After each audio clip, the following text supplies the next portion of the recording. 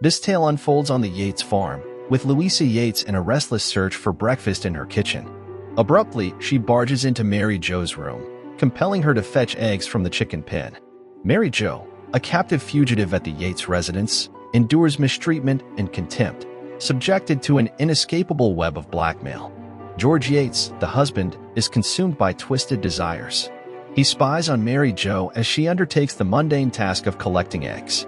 The air thickens with tension as he issues ominous commands, requesting her to milk the cow, his mind tainted by dark, erotic thoughts. George stealthily approaches Mary Jo, feigning a desire for conversation. She defends herself with a milk bucket while trying to escape. George attempts to impose himself on Mary Jo. A violent struggle ensues, culminating in the shattering of a bottle against her head, rendering her unconscious. Louisa, drawn by Mary Jo's scream, enters the scene, oblivious to the sinister tableau. George spins a web of lies to conceal his nefarious deeds. Although, the once unconscious Mary Jo is nowhere to be found. Mary Jo, in a haze, stumbles into the cornfield, where reality blurs with hallucination. A scarecrow, adorned with a clown's face, becomes an eerie confidant as she envisions it coming to life, before again falling unconscious. The couple traces a path of blood to the cornfield, uncovering Mary Jo. Her concussion has fragmented her recollection of the encounter with George, resulting in disjointed ramblings about an elusive lover.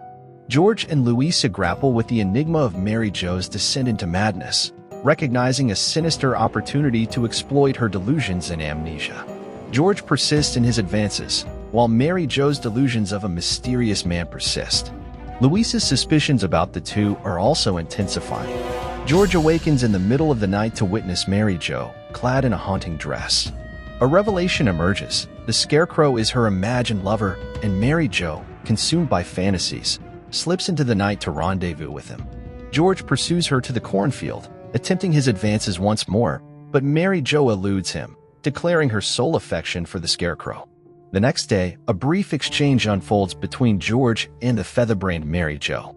She appears in high spirits, revealing her plans to meet her phantom lover at midnight. Louisa observes the interaction from a distance, consumed by jealous rage. That night, Louisa, suspicious of George, issues a dire warning about fidelity. The climax looms as midnight arrives, and Mary Jo, ensnared in her delusions, ventures into the cornfield.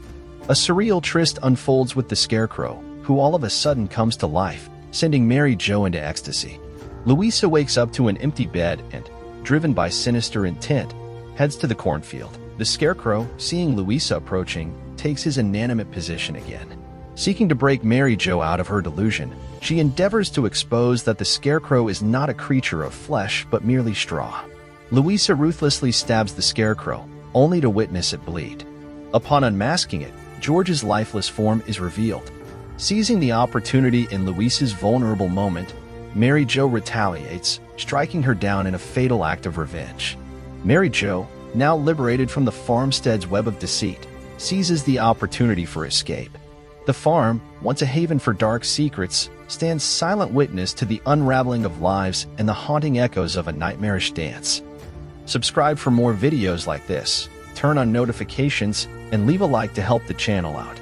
Thanks for watching.